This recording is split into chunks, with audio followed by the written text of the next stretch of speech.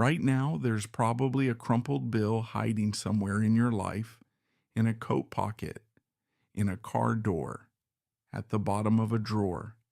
You barely think about it. But what happens if tomorrow morning every single piece of physical money on earth simply stopped working? No bills, no coins, nothing. Here's exactly what would happen hour by hour, day by day, year by year. And it's not what you think. First, understand what you're actually losing. Cash feels old fashioned, but it still does an enormous amount of quiet work. The Federal Reserve's Diary of Consumer Payment Choice found that cash is still used in roughly 1 out of every 6 payments in the United States. For purchases under $25, it's used far more often than that. Billions of small transactions every single day flow through paper and metal. Tomorrow, all of that has to go somewhere else, instantly. Can the system handle it? In the first hour, most people don't even notice. You wake up, you check your phone, your bank balance looks exactly the same because the vast majority of your money was never physical to begin with. It was always numbers in a database. You tap your card for coffee, and life feels normal.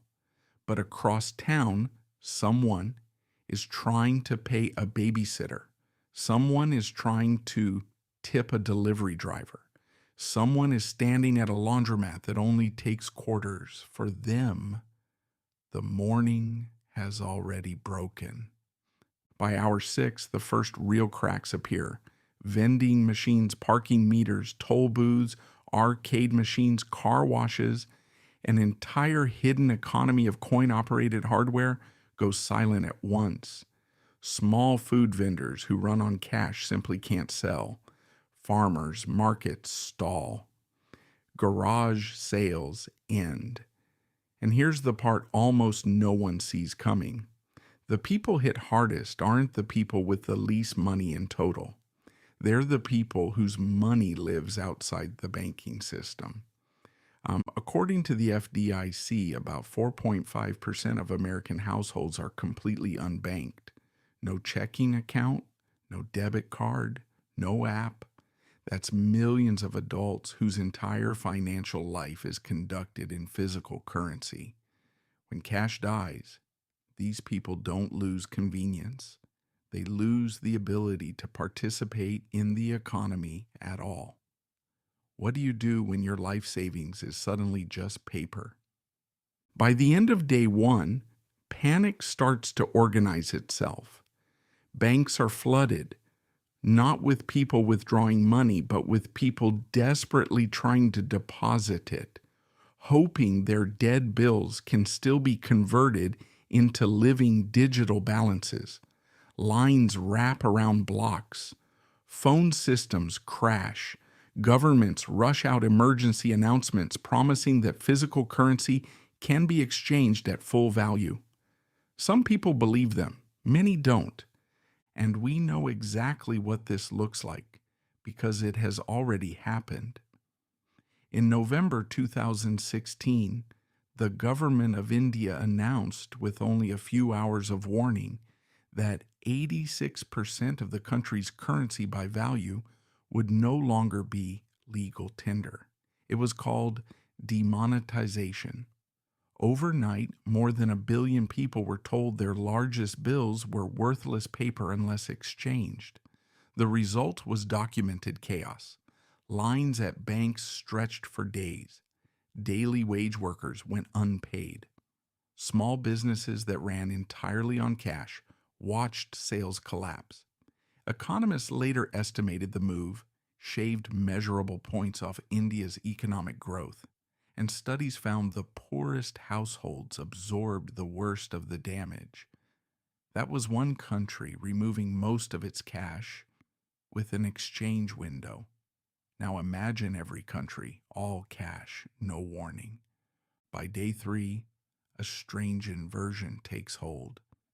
Things that can substitute for money suddenly become money. This is not speculation. It's one of the oldest patterns in economics. In prisoner of war camps during World War II, the economist R.A. Radford famously documented how cigarettes spontaneously became a full currency with prices, exchange rates, and even inflation. When official money fails, humans invent new money within days. So in a suddenly cashless world, gift cards start trading hands, gasoline, liquor, ammunition in some places, laundry detergent out, which, believe it or not, has already been used as an informal street currency in parts of the United States because it's valuable, untraceable, and always in demand. The barter layer of society, dormant for centuries, wakes up fast. 1 week in, the digital system itself starts to feel the weight. Every transaction that used to be cash is now a card tap, a bank transfer, an app payment.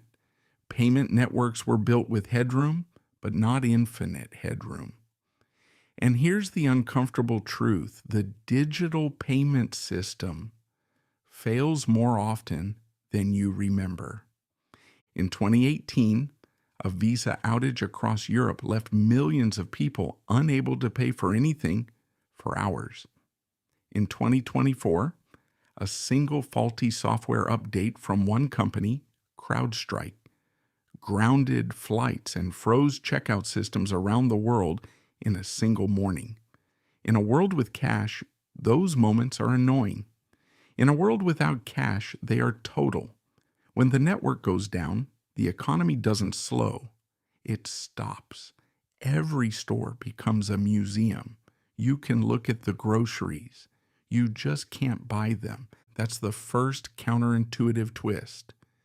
Cash isn't the past. Cash is the backup system. It's the only form of money that works with no electricity, no internet, no bank, and no permission. Delete it, and you've deleted the economy's emergency brake. 1 month later, the crisis phase fades and something quieter takes its place. Surveillance. Every purchase you now make creates a record. Every coffee, every donation, every embarrassing purchase, every gift you wanted to keep private, logged, time-stamped, and stored. The Harvard economist Kenneth Rogoff, who literally wrote the book arguing for phasing out big bills, it's called The Curse of Cash, is honest about the trade-off. Even he argues for keeping small bills in circulation precisely because completely cashless societies hand enormous power to whoever controls the payment rails. Think about what that means. In a fully cashless world, your money isn't just trackable, it's switchable. An account freeze used to mean you'd go to your mattress stash. Now a frozen account means you cannot eat. Who do you have to trust forever for that to be okay? By month 3, another effect emerges. This one inside your own head. It turns out the physical form of money changes how your brain spends it. Behavioral researchers Drazen Prelek and Duncan Semester at MIT ran a now famous experiment where people bid on sports tickets.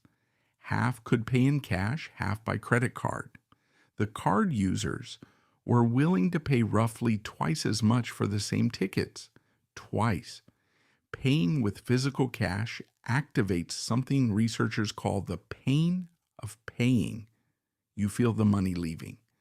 Digital payments anesthetize that pain. So in a world with zero cash, every purchase becomes a little easier, a little more frictionless, a little less real. Multiply that across every person and every day. Consumer debt doesn't just grow, it accelerates. Your spending didn't change because you got richer. It changed because the pain was removed. By month 6, governments discovered their new favorite tool. In a cashless economy, negative interest rates become fully enforceable for the first time in history. Normally, if a bank tried to charge you to hold your money, You'd withdraw it as cash and store it. That escape hatch is what has always limited how negative rates can go. Remove cash, and the escape hatch is welded shut.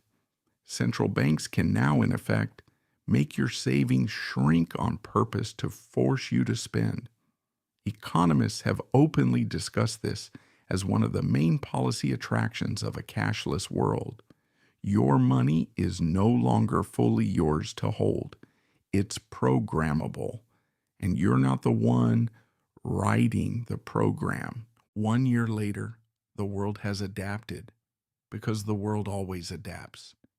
And we know roughly what it looks like, because one country nearly arrived there ahead of everyone else: Sweden.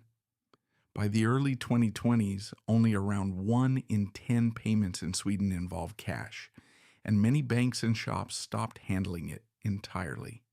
But here's the twist inside the twist. Sweden blinked. The Riksbank, Sweden's central bank, the oldest in the world, began openly warning that the country had gone too far, too fast. Officials urged citizens to keep cash at home for emergencies. Lawmakers moved to force banks to keep handling bills. Why? Because a fully digital payment system, they realized, is a national vulnerability to power outages, to cyber attacks, to war. The most cashless nation on earth looked over the edge and stepped back. So where does that leave you? 1 year into a world without cash. The unbanked have been pushed further to the margins. Every transaction you make feeds a permanent profile. Your spending has quietly inflated because paying no longer hurts. Your savings sit in accounts that can be frozen, monitored, or slowly taxed by policy. And the entire economy now balances on server uptime. Most days, honestly, life feels smooth, convenient, fast. That's the strangest part. The disaster wouldn't feel like a disaster. It would feel like an upgrade. Right up until the first big outage, the first frozen account, the first crisis where the lights flicker and no one on earth can buy a bottle of water. Cash, it turns out, was never really about payment. It was about permission. It was the one form of money that asked nobody's approval and left nobody's record. It was freedom you could fold. So tonight, if you find that crumpled bill hiding in your coat pocket, don't roll your eyes at it. You're not holding loose change. You're holding the last piece of money on earth that works when everything else fails. And now you know exactly what the world looks like the day it's gone.